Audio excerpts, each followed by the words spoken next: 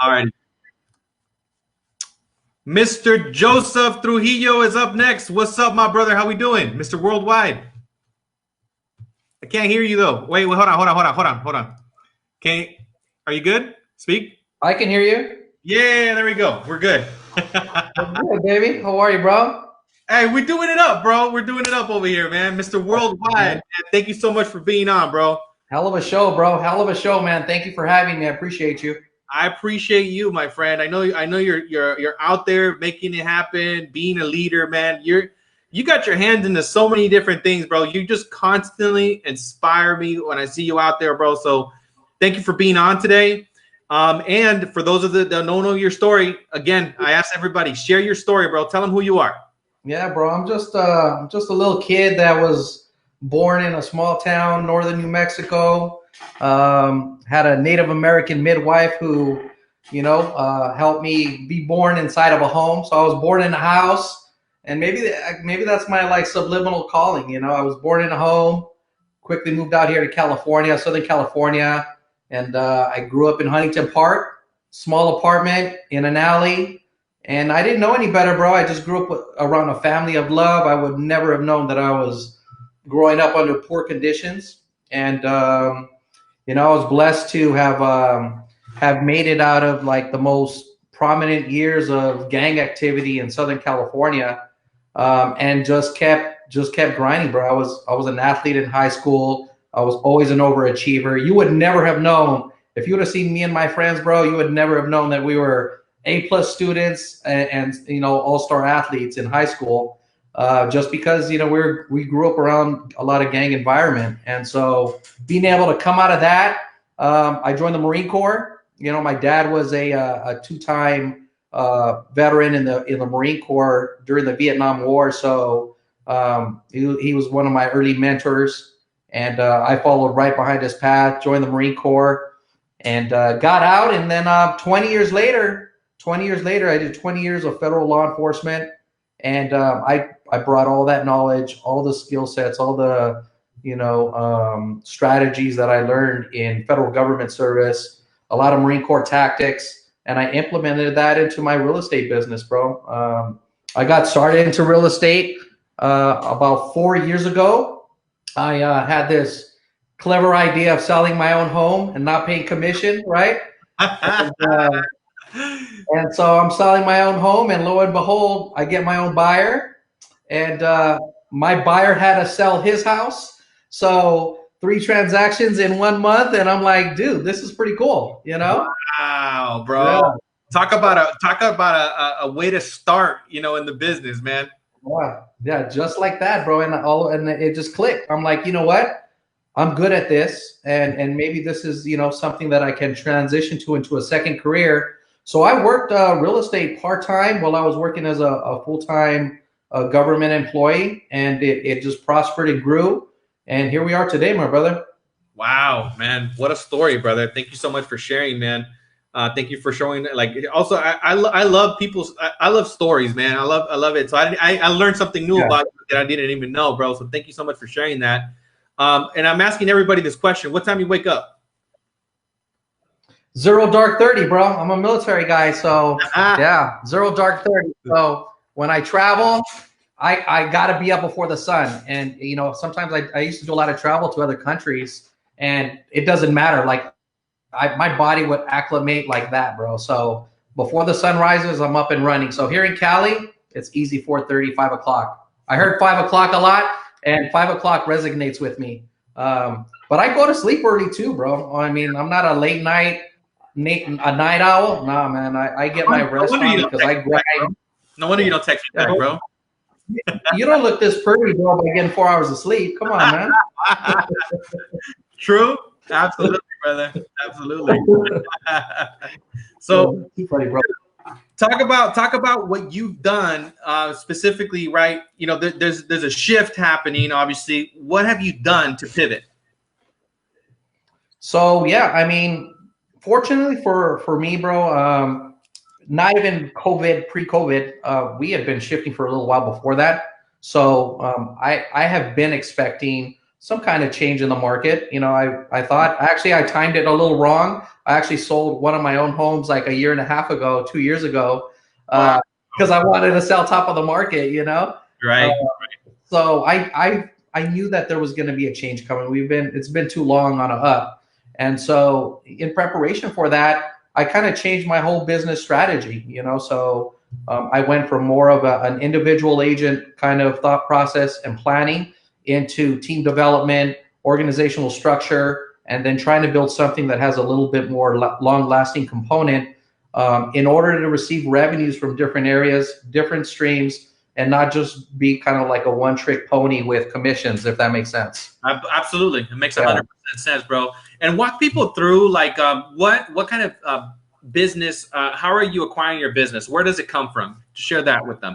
Absolutely, absolutely. So initially, when I came into real estate, I did what most great people do: is we tap into our resources. You know, so I actually did have a lot of blessings in having like a really strong built-in sphere of influence. So everybody that I've been working with for the last 20 plus years, all my friends and family, just really dialing into them, but just taking it up an extra notch, bro. I was doing things that most people probably wouldn't feel comfortable doing. Like, dude, like probably my first 10 family transactions, bro, I was buying them the kitchen sink, the refrigerators, the washers and dryers. I was lacing them out, bro.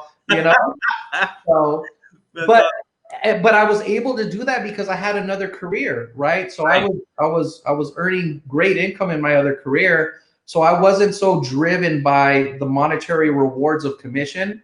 I was really, without thinking of contribution and all that, it was, yeah, bro, it was just the right thing to do. You know, I mean, like for me, it's the love, the reciprocated love that you get in return for like, bro, to get people into a home is crazy, bro. Like, Yeah. you know, I don't come from a family. I won't have any inherited homes. You know what I'm saying? So me being able to become a homer when I was 19 and buy, 5 homes since then is just a matter of working hard, grinding, and then be able to, provide more of a legacy for the family. So yeah, it was my SOI, bro. Just loving on them crazy. Yeah, and Yeah. dude, I see you on social media, my brother. So tell everybody your social media strategy, because I think everybody always, I'm pretty sure, asks you that. So tell people what they should be doing on social media to blow it up, bro.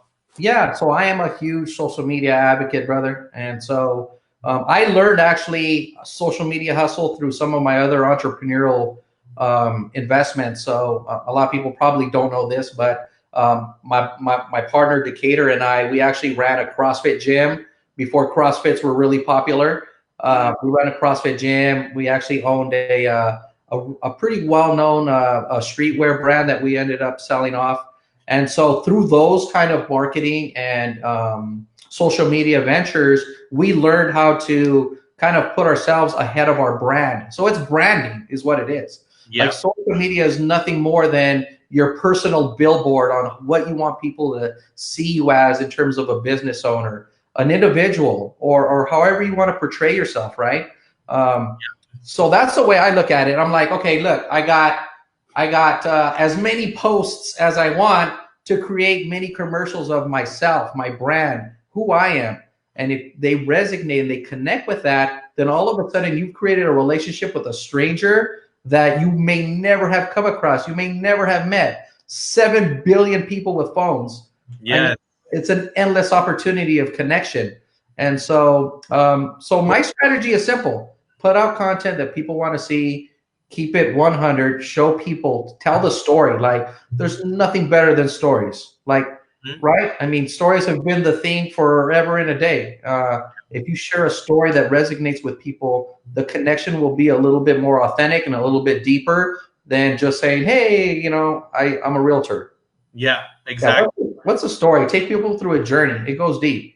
What do you think as far as like what kind of tools can they use to really enhance their social media? Would you recommend like maybe 1 or 2 nuggets there? What kind of tools? So there's a ton of apps out there that you can certainly use. Like I was doing things like Photoshop, and those were time consuming. I'm not a photo editor and all that kind of stuff. So there's one really great app I'll throw out there. It's called Over, OVER. You can like layer and put all these fancy pictures together and crop stuff out, and it looks really, really professional. There's no need to pay a marketing person to do all this stuff for you. You can do it yourself with a little bit of time investment, maybe 5-10 minutes a day max. You don't want to be spending hours on social media. Get your info, plug it out, put it out there. So Over is a golden nugget. I highly encourage everybody to use that for your social media posts. Love it, brother. Love it. And share with you. I mean, we still got like another 3 minutes, so we got a little bit of time here. Share with what is your goal, bro? What do you want to be in the next 5 years? So my goal, bro, like let me tell you, my goal is kind of related to what I consider to be one of my really strong character traits, and that's building people. And so, like in all my 25 years, bro, that's what I bring to real estate. Is that experience of creating and taking somebody from point A to point Z and building them to be better than I am, right? I've been blessed to be able to sell a lot of transactions in a year because I connect with people and I bust my ass to do it. But my goal is to make sure that everybody grows, bro. So on my team, like right now on my team, I have 34 agents with California Home Care. Wow. And to touch on what Rosie said, like I want my 34 agents to earn 10 million a year in passive income in 5 years. Yeah. You know what I mean? That's my goal. And for them to build people underneath them that are creating 10 million in residual income. So the development of that kind of organizational structure, it requires strong leaders, right? And you, Rosie, everybody in this entire panel, bro, are phenomenal leaders. And like giving back to our agents to get them to grow bigger and better than us is my goal, bro. That's my goal. It's not me. It's a bigger viewpoint. I love it, bro. I love it. And share with everybody why do you do what you do? What's your why, bro? Besides your beautiful Penny, because Penny True. Penny True, bro. I love you, dude. Your daughter is adorable. Yeah. So my why is like, why the hell not? Like, why? Yeah. You know what I'm saying? Like, why the hell not be the best version of yourself? Why the hell not provide for your family? Like maybe, your generations before weren't able to provide for you. Why the hell not build a legacy? Why the hell not have a healthy life, a great career, a beautiful family, and bring that all together? There's no reason why we can't. Right. So alignment, be around the best people possible, and you'll definitely be able to attain that. Definitely. Love it, dude. That's nuggets, bro. Nuggets.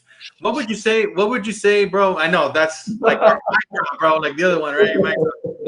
What would you say is maybe a top read or a top podcast or something you listen to, brother, to help you to develop your mindset? Yeah, bro. Tim Grover, bro. Tim Grover, the one of the personal coaches for Kobe Bryant and Michael Jordan.